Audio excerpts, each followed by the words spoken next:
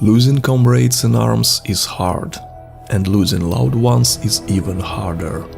Death is always a grief, but it's nothing compared to when the person you love turns into a monster, into a creature with whom you must fight, a creature that against its own will is forced to kill those whom just a couple of hours ago it called brothers, wives, children.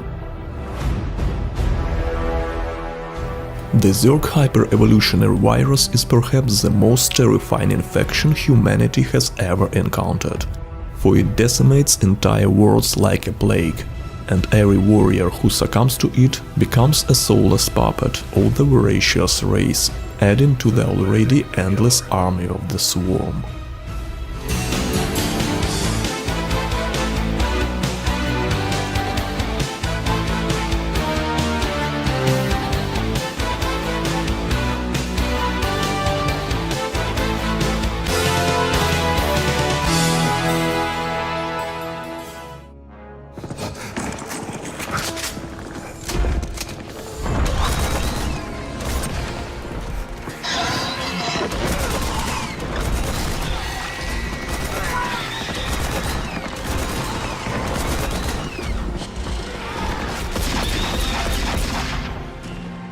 Infested Terrans can be considered not as people, but a special kind of Zerg, since almost the entire genome of their DNA is rebuilt under the influence of the virus. You can learn more about the virus by watching my previous video using the hint you see on the screen. Now we will talk specifically about the infested. Many infested Terrans were used as powerful suicide units. By the time of the Second Great War, the Zerg had modified the virus and perfected their means of infesting humans. Infested Terrans began to take on other roles, using their weapons and technology to aid the Swarm. The original purpose of infestation, as with other races, was the Overmind's desire to assimilate humanity for psionic powers, so that the Swarm could effectively oppose the Protoss and fight the latter with their own methods. The Terrans were the only species discovered that possessed psionic potential and powerful enough to help the Zerg achieve victory. However, most Terrans are not psionic, and even those that are often genetically incompatible with the Zerg mutagen, meaning that they lose not only their intelligence, but also any psionic abilities as a result of mutation. Most infested Terrans, including those that were failed experiments in gene manipulation, were used as disposable puppets and cannon fodder.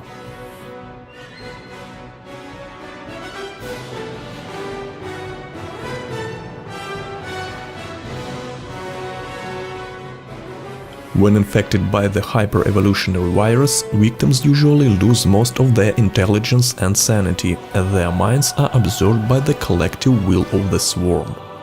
Most infested Terrans become stronger, faster, more aggressive, and develop the ability to burrow into the ground, as well as other typical Zerg traits, the ability to regenerate, psionic susceptibility, etc.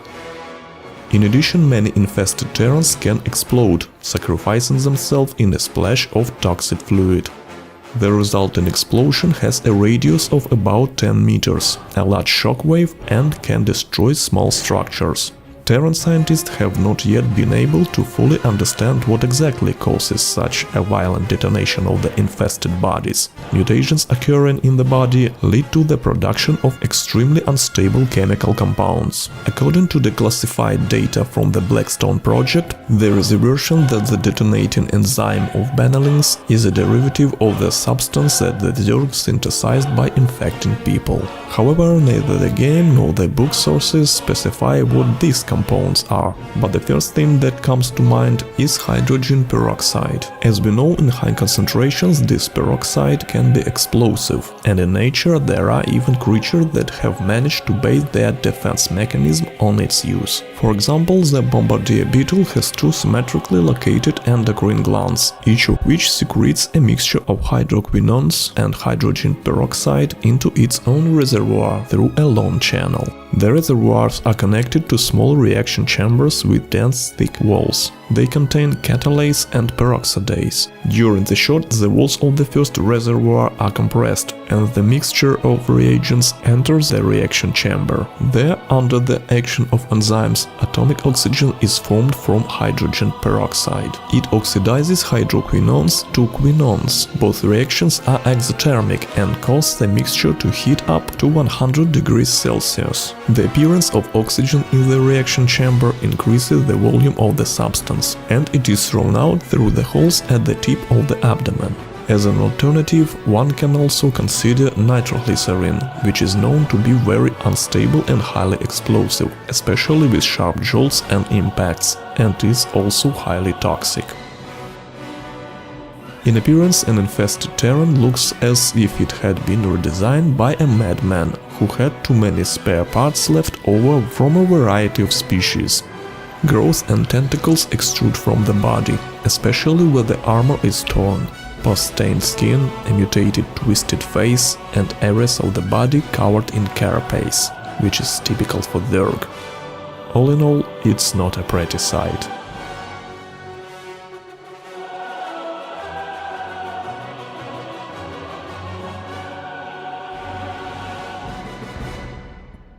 During the First Great War, as well as the following Brood War, as mentioned earlier, infested terrans were primarily used as explosive suicide bombers. Most of them came out of infested command centers. By the events of the Second Great War, the Zerg developed a new strain of the virus that allowed the infested to retain some of their intelligence to the extent necessary to operate terran weapons and vehicles. Infested Marines wore the standard CMC-powered combat suit and were armed with Gauss rifles. These infested terrans were delivered to the battlefield by infestors. Infestors are known to swallow infested terrans and regurgitate them when needed. Infestors have special thick leathery sacks for this purpose. Other types of infested terrans engaged in close combat, using their grown claws and relying on their torsos, reinforced with bone plates and armor. During the war with the Zerg, not only the military, but also the civilian population was infected. We could observe a large number of infested colonists during missions on Minehof and Harbor planets. Often they came out of infested colonial buildings. Here it's worth making a note. This is of course an obvious fact, but you never know. Suddenly someone will have questions. In general, regarding buildings, bunkers, stations, etc. The infection of these objects themselves occurs, of course, not with a virus, since the virus affects only biological organisms, but with a Zerg biosubstance, creep. Simply put, it's like an analog of mold, which with pure sanitary standard can be seen in many buildings and on our home planet. Creep contains spores, and the spores in turn can contain a virus, which then affects the colonies in the buildings. Playing as Nova after the events of the war with Amon, we find that the feral Zerg have infected a large number of Umojan colonies on the planet of Jarvan Minor. We also encountered infested siege tanks, infested banshees and other vehicles. Everything is clear here. As I said earlier, an advanced strain of the virus allowed the infested to retain intelligence to the extent necessary to operate vehicles. In co-op missions, if we play as Stukov, we even have the infested flagship battlecruiser of the UED, Alexander, at our disposal, and in addition to the above-mentioned equipment, infested liberators and infested diamondbacks. Theoretically, any Terran equipment that can be controlled by the infested can be used by the Zerg in the war. In the unreleased StarCraft Ghost, there were also concept arts of infested SCV pilots and infested scientists. Among other things, in the same mission on Jarvan Minor, we encountered the so-called volatile infested, which are direct reference to the infested from StarCraft 1. As you might guess, they explode when approaching the target. In StarCraft 2, the mechanics of these units were transferred to Bannerlings, which as we know are a mutated form of Zerglings. Why is this so?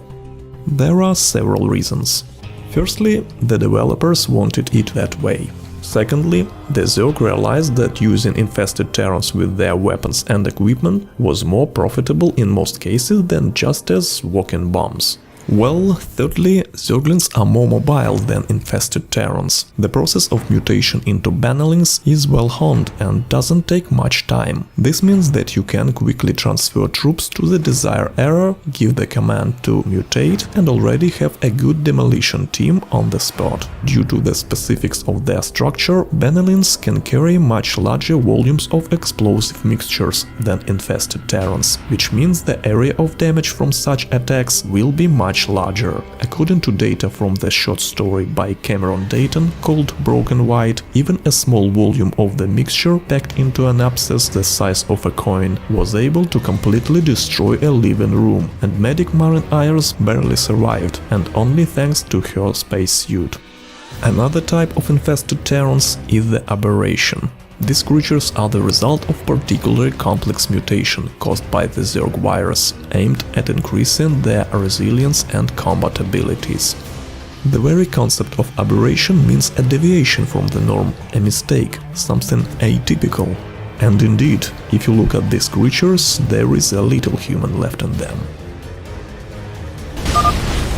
What is that thing? Was it human? Externally, aberrations are somewhat similar to centaurs, mythological creatures. They move on 4 legs, while their main torso, along with their arms and head, rises above the body. On the back of the aberration we can see tumors. This is due to the fact that initially these combat units were planned to be created with the mechanics of Bannerlings, but as artist Phil Gonzalez noted, the combat role of this monster was revised several times. As a result, they decided to make aberrations the way they are currently presented in the game. That is, units with an average supply of life and good damage to armored enemy units, very effective against Terran equipment. Blisters on the back remain simply as a design touch and don't carry any practical purpose. Aberrations, thanks to their impressive size, have the ability to move over smaller units. Thanks to this, you can quickly get close to the enemy, even if he is already surrounded, for example, by a pack of Zerglings. This is analogous to the Protoss Colossus in terms of movement. Originally appearing as mutational abnormalities, the production of aberrations was later established by Zagara from Zerg larvae. That is, having assimilated the genetic material of the Terrans, the Zerg no longer needed to infect humans on the battlefield to produce these creatures. They created as typical Zerg combat units. Abathur noted, "Sequences sloppy, yet effective." Use them, my queen. Take control of the base, and the Terrans will learn to fear the Swarm.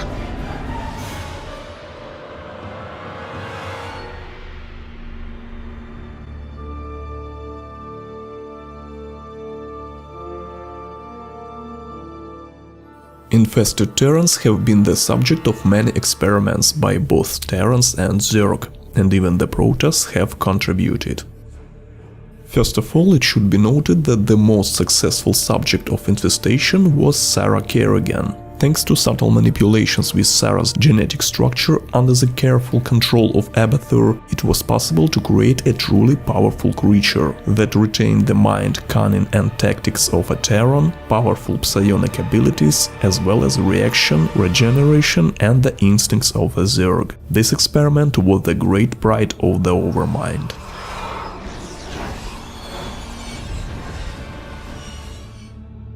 Kerrigan herself, ever since she led the Swarm, was obsessed with the idea of creating intelligent infested Terrans, whom she could use as her generals.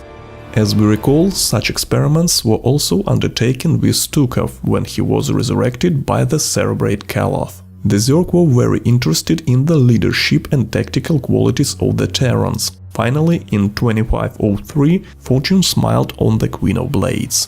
The head of the criminal syndicate, Ethan Stewart, was captured by the Zerg and, while dying, was infected and subject to mutation. Kerrigan tried in every way to gradually reproduce the entire process of her own transformation into the Queen of Blades, but at the same time making Ethan not so strong that he could not pose the threat to her. In the end, the experiment was marked by success. Stewart had free will, a cunning mind, and became the consort of the Queen of Blades. And at the same time, he felt Kerrigan's psionic power and understood that in case of disobedience, he would simply be physically destroyed, because he was not as perfect as the Queen of Blades. However, he didn't even think about that, since he was madly in love with his queen.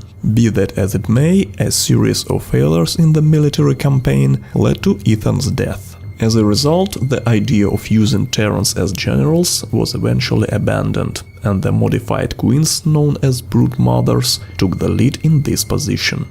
On the planet Marsara, before it was burned by the Protoss, there was the so-called Jacob's installation, where the Terran Confederacy conducted experiments with Zerg biosamples. During the evacuation of the planet, a military detachment of the Sons of Korhal, under the command of Jim Raynor, infiltrated the complex and obtained secret data from the Confederacy. As it turned out, these were plans for the production of a psi emitter. After that, the self-destruct mode was activated at the base, and the rebels managed to escape with the information they had received. The planet was burned by the Protoss, but the station system was designed to withstand even the most terrible bombardment. Commencing.